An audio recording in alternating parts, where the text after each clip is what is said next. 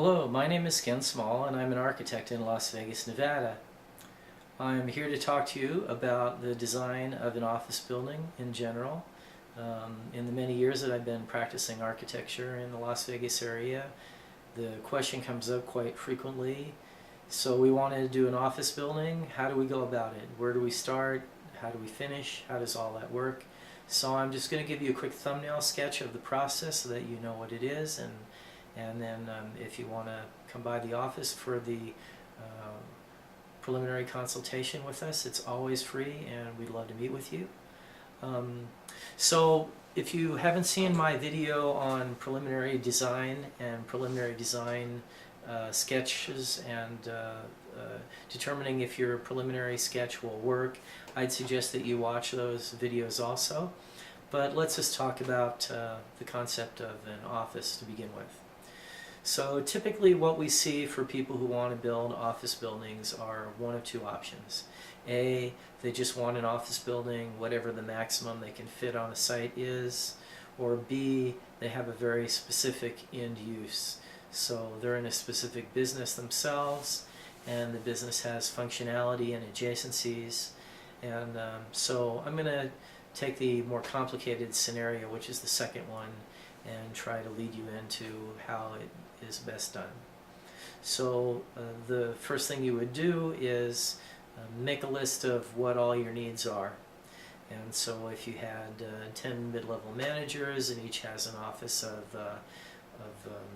10 feet by 12 feet, then list all that out.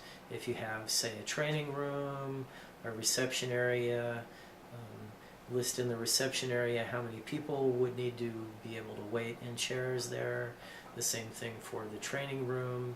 How many trainees would you be training at one time? And put all that into a plain 8.5 by 11 sheet of paper, or if you like, into an Excel spreadsheet.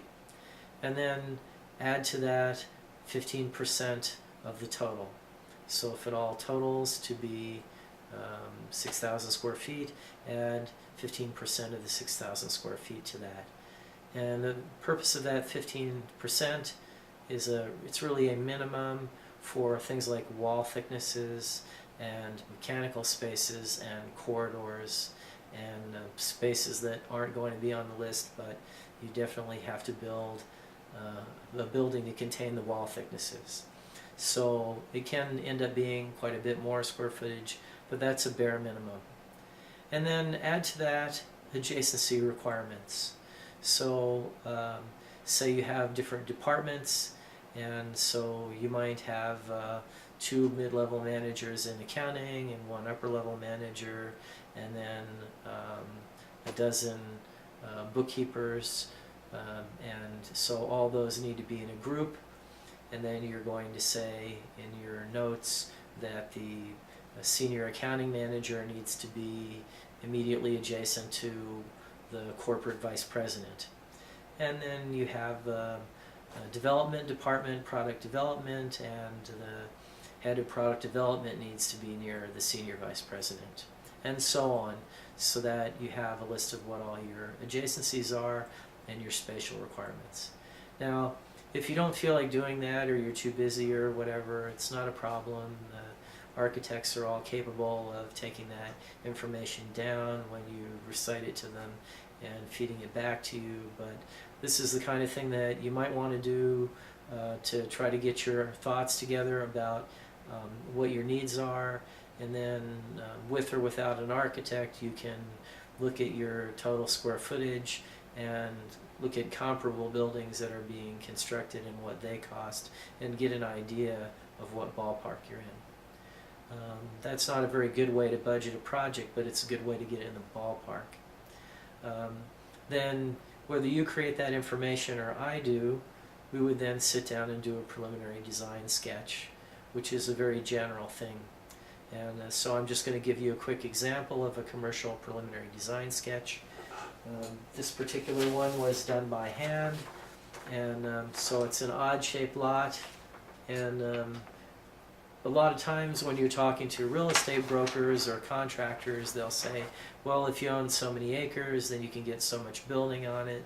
but the truth of the matter is that that is just a rule of thumb, and you can lose a lot of property for setbacks and odd-shaped lots. Your utilization can go way down.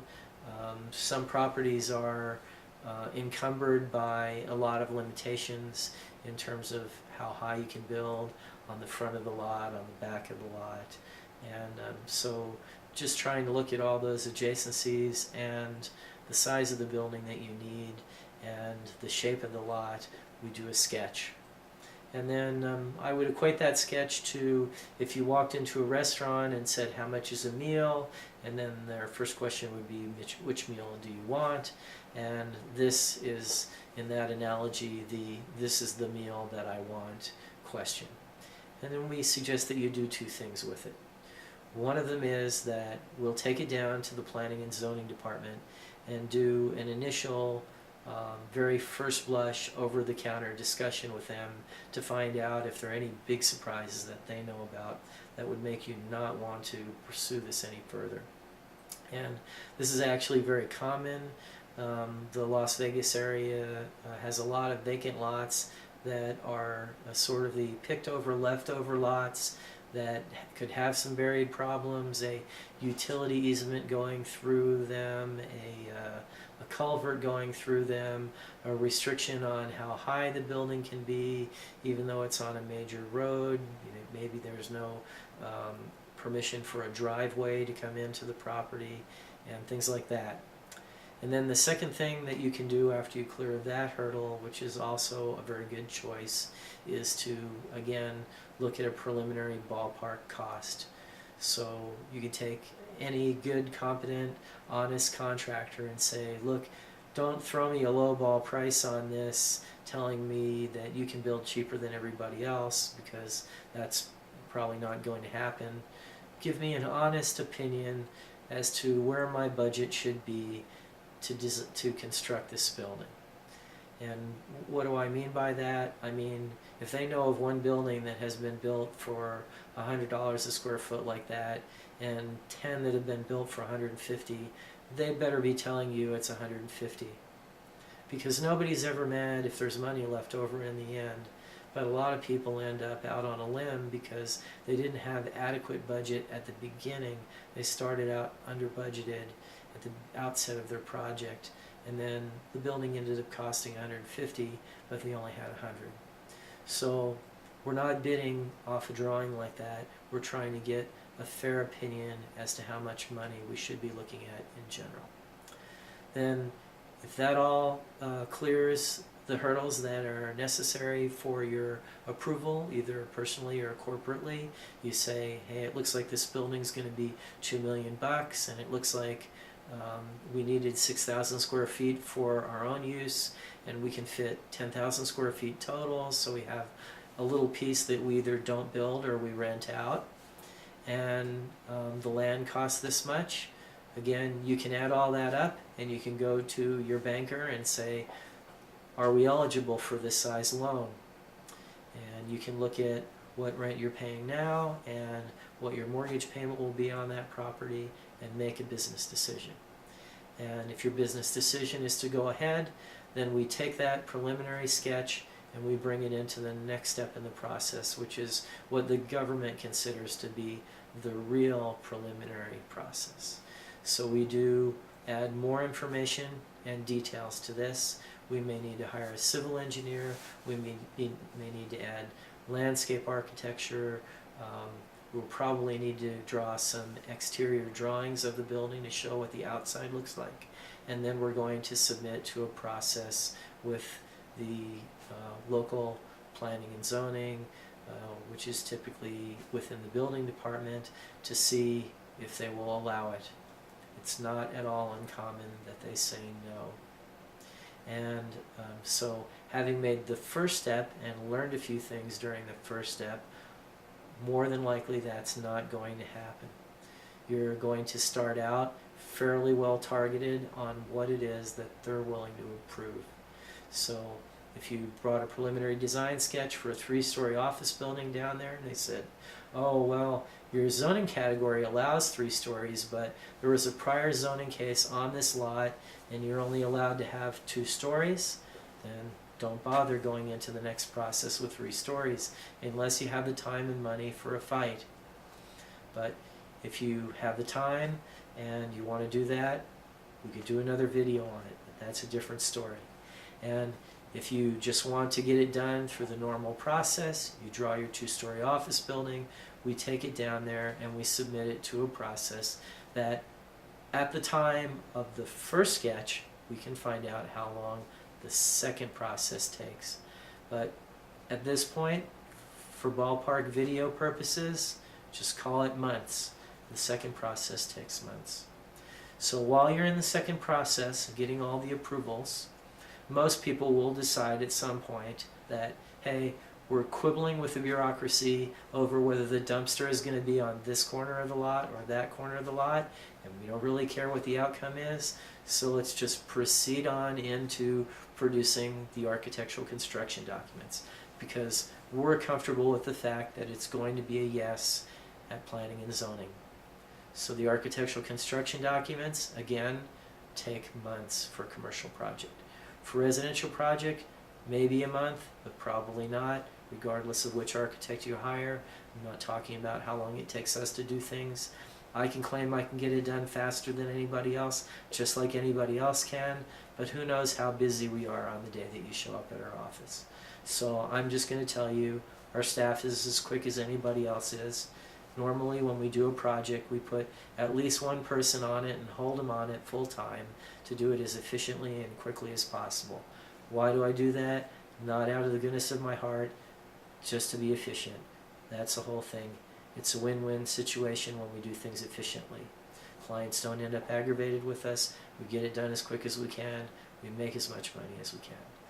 We try to invest as much time and money as we need to into your project to make it a success, to make it good looking, to make it on time and on budget, and that's all. Because this is a business. I have to do it for a living, and that's how we work. And 99.9% of the architects in the world work that way. So, moving on to how long do the construction documents take? It's going to be months. Now, it depends on how big your building is. This is just a general video. If you have a little tiny building, then it's going to go faster. If you have a great big building, it's going to take longer. At some point in time, your project is big enough to where I can put 2 people on it productively. But generally speaking, no matter what size architectural firm you go to, on small to medium-sized projects, it's not efficient to put more than one person on a project in terms of the production of the construction documents, because one person can't remember what another person just did, and having 2 people verbally coordinate it, well, I just did this, so can you do that, slows the project down and makes it take more man hours. A project produced by 2 architectural production staff generally isn't cost effective because it ends up costing more money. Now, a lot of people are willing to pay a premium to make a rush job out of their project, and we're delighted to do that. But on most projects, typical project that you would see, usually one person does the production, and I, as a project architect or mid-level manager, will oversee it. So you'll get 120% of a person working on your project at any given week. The production of the architectural construction documents consists of several steps. So here are the steps. First, we take the preliminary design sketch and we put it in CAD, computer-aided drafting. Once it's in the computer, we print out a hard copy, and you get real dimensions of feet and inches. This room is 11'2" by 10'8", and you get an opportunity to make adjustments. And normally, you either make adjustments and we redo until you're satisfied, or hopefully at the outset it's similar enough to your preliminary design sketch where you say, yep, that's what I wanted, and then you sign off on it. So once you give that approval, we proceed on to the hardline exterior elevations, again drawn on the computer, and we get your approval on that. And then we take those drawings and we either hand them to consultants or we produce them, the consultant drawings, for mechanical, electrical, and plumbing ourselves. So two consultants almost every ground-up project has are a civil engineer and a structural engineer.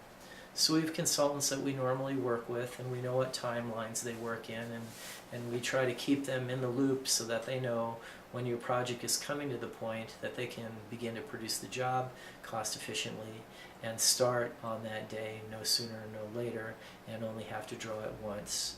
So the most efficient way of drawing your project is to just draw it once. Not that people don't go back and change their minds through the process, but if you can do something once as opposed to twice, that's going to be the most efficient way to do it. So that's what we're always aiming for. Now, after we have all the consultant drawings, mechanical, electrical, plumbing, whether produced by us or by consultants, and the structural engineering produced by the structural engineer, and the civil engineering produced by the civil engineer, we're back to the building department, and typically the job is bid concurrently with being in the building department. So we take those plans down to the building department and we file them for what's called plan review. And plan reviewers will look at them, and plan reviewers, as what they live for is to make comments, will make comments, and when they make their comments, usually there will be something like copy some section of the building code verbatim onto the drawings, or where is this calculation, we can't find it, and we'll all write response to comments back to the building department officials who review it and say the information you're looking for is on detail 5, page A, or it's the note that you asked for has been added. And so we go through each one of those comments and respond back. Meanwhile, while that's ongoing, plans can be handed out to general contractors to go through a bidding process. Now, unless you're in unincorporated Clark County, if you're in any other jurisdiction, then the plan review process, again, probably going to take a month, maybe longer, maybe shorter. Depends on how big your project is or how small your project is. And I can answer these questions at the free initial consultation that we always offer, but figure a month for a ballpark video.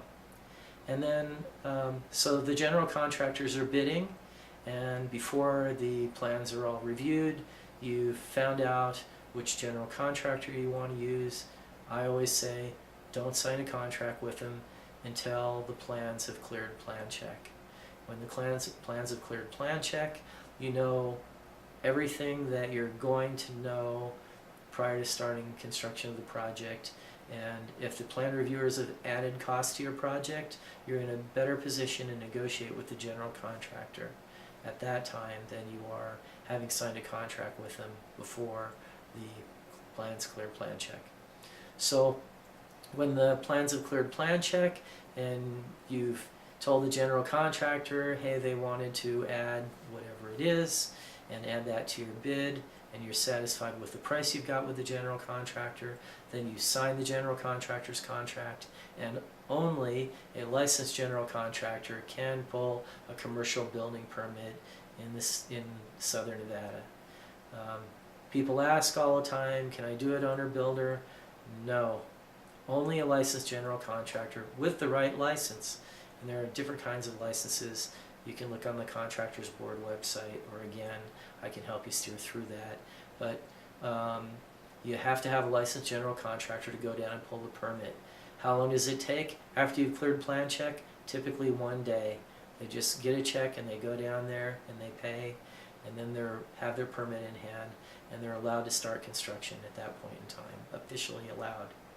So the timeline for construction of your commercial project, I haven't seen a commercial project constructed in under 90 days in many years.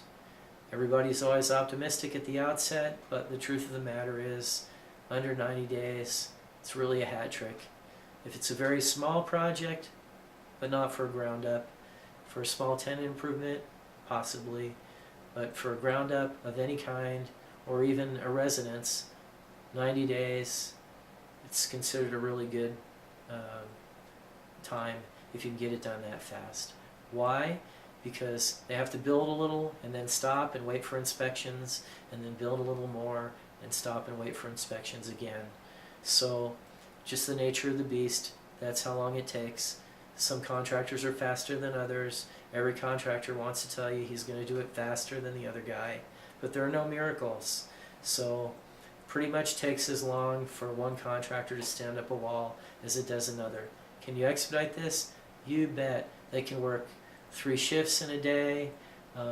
If you want to throw money at your project to hurry it up, God bless you. Everybody wants to work with you because you're really doing it the least efficient way possible.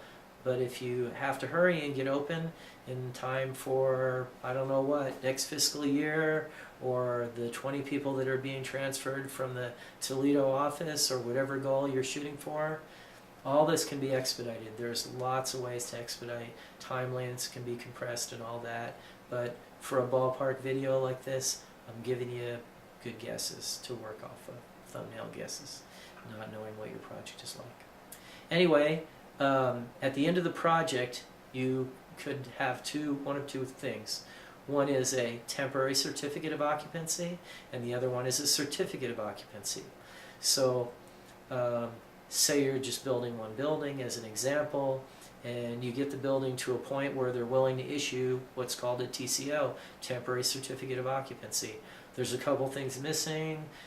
You need this, you need that, but the building department goes, okay, those aren't life safety issues, you can go ahead and move in.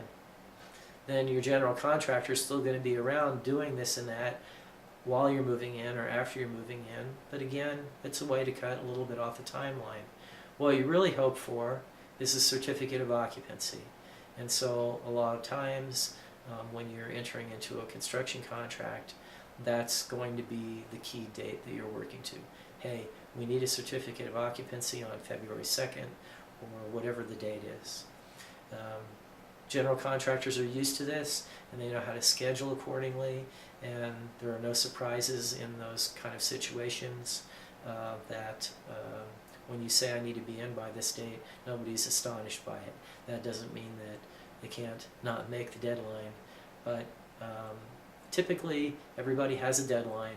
You might have a lease in the office that you're at now, and the lease expires on a certain date, and maybe after that you're paying a premium for month-to-month rent, or whatever it is.